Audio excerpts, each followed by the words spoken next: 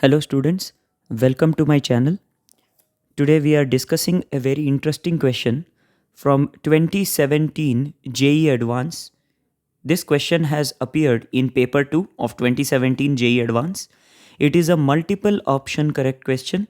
It's a question based on electric flux. So I will be covering this question in 3 parts. I will be explaining to you the fundamental ideas about electric flux. Then we shall solve this question, and then I will give you a practice question towards the end of this video, which you can solve for yourself and tell me the answers in the comment section. So let's begin with this video. Let me read the question. The question is as follows. A point charge plus Q is placed outside an imaginary hemispherical surface of radius r as shown in the figure. Which of the following statements is or are correct? So you can see this is the charge plus Q and it is placed outside the hemispherical shell. That's very important. The word outside the imaginary hemispherical surface is very important. Now let us read the statements. The A option says the electric flux passing through the curved surface of the hemisphere is minus q by 2 epsilon naught into 1 minus 1 by root 2. So this is a claim which we need to check. Option B says the total flux through the curved and the flat surface is q by epsilon naught. Option C says the component of electric field normal to the flat surface is constant over the entire surface. And option D says the circumference of the flat surface is an equipotential surface. So basically the circumference, what they mean to say is equipotential. Okay. So we'll have to check these particular points. So let's begin with what are the fundamental ideas that you need to know in order to solve this question. The very first fundamental idea is that electric flux is simply the number of electric field lines crossing any surface. So visually, electric flux is simply the number of electric field lines crossing the surface. I'm very sure most of you know this point. I'm just covering my bases over here. The second point that you need to know is that if you have any charge Q, it emits a total electric flux of q by epsilon naught. Now, this can be proven very easily using Gauss Law. Take any isolated charge. If you draw any kind of an imaginary surface around it, by Gauss Law, you know integral E vector dot dA vector is equal to q inside divided by epsilon naught. So integral E dot dA is nothing but electric flux, which is nothing but q by epsilon naught. So any point charge produces a flux of q by epsilon naught. Total flux or total number of field lines coming out of it is q divided by epsilon naught. Okay, then what else?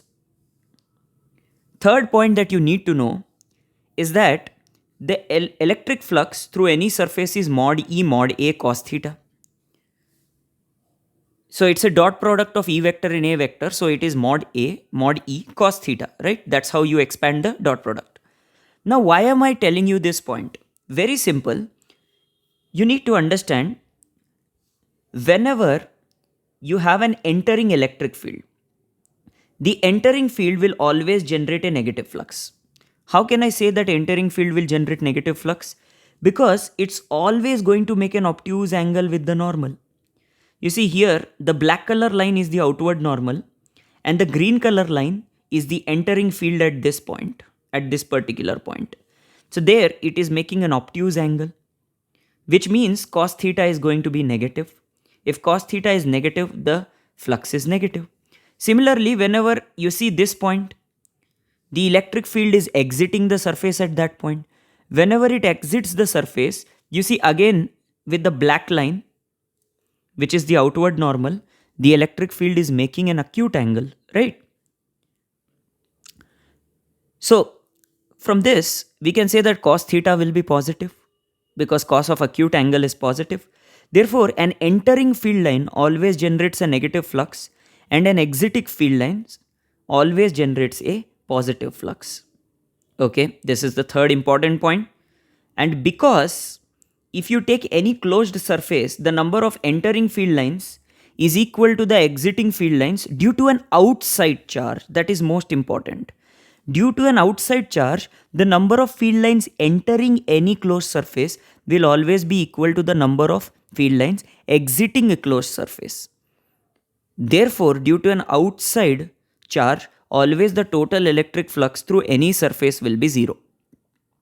For example, this plus Q will generate a total 0 electric flux through this hemispherical surface. The reason being, whatever field lines will enter the hemispherical surface due to plus Q also has to exit, as I am marking on the diagram.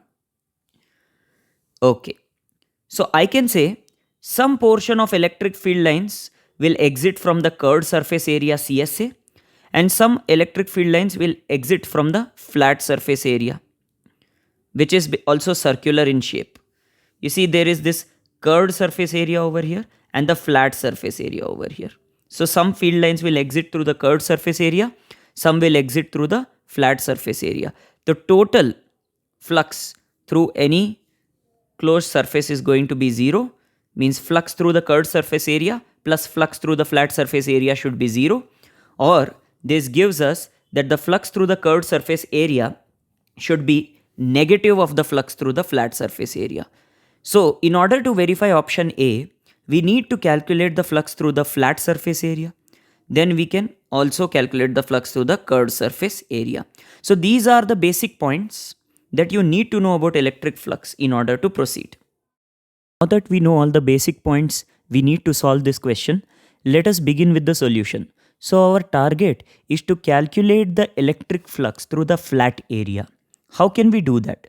Now come back to this diagram. You see these black lines over here, they enclose a cone. Whatever electric field comes inside that cone has to exit through the curved surface area. I have denoted these field lines with the red line. So if I just calculate whatever electric field lines are inside this cone of angle 45 degree, they have to exit from the circular base. That's all I need to do. Now, how did I get this 45 degree angle? Very clearly, you see this is R and this is R. So the opposite side and adjacent side are equal. So this angle must be 45 degrees. Now, what does 45 degree plane angle correspond to? How much solid angle does it correspond to? So that is our first method. So if Q by epsilon naught of flux exits through the entire charge, this flux will get spread into a solid angle of 4 pi. I am going to use this point. Then in a solid angle of ohm, how much flux will exit? By ratios and proportions, we can clearly see that the flux exiting through the solid angle ohm will be Q by 4 pi epsilon naught into ohm. So using this, I can calculate the flux through the flat surface area. But we have the plane angle 45 degree. We don't have the solid angle. So what is the relation between solid angle and plane angle? Basically, if you have a plane angle alpha, we can calculate the solid angle obtained by rotating that plane angle alpha using this formula. Ohm is equal to 2 pi into 1 minus cos alpha, where ohm is the solid angle obtained by rotating the plane angle alpha. So basically, the flux in the solid angle obtained by rotating plane angle alpha, phi alpha, is given by Q by 4 pi epsilon naught into ohm, which is nothing but Q by 4 pi epsilon naught into, instead of ohm, I can substitute this formula in terms of alpha, and you will get Q by 2 epsilon naught into 1 minus cos alpha. So now, using this formula, we can very easily calculate how much is the electric flux that is within the cone of plane angle 45 degree. Put alpha equal to 45 degree and you will get the flux through the flat circular base of this hemisphere is q by 2 epsilon naught into 1 minus cos 45, or q by 2 epsilon naught into 1 minus 1 by root 2. Now recall that the flat surface area has exactly the negative of the flux that is going through the curved surface area. How do we know that? Because in the previous discussion we already discussed that total flux through the hemisphere must be 0. So therefore the flux through the curved surface area must be negative of the flat surface area.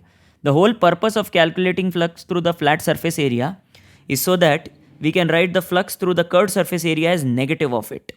And now we have the flux through the curved surface area being minus q by 2 epsilon naught into 1 minus 1 by root 2, which tells you that option A is correct.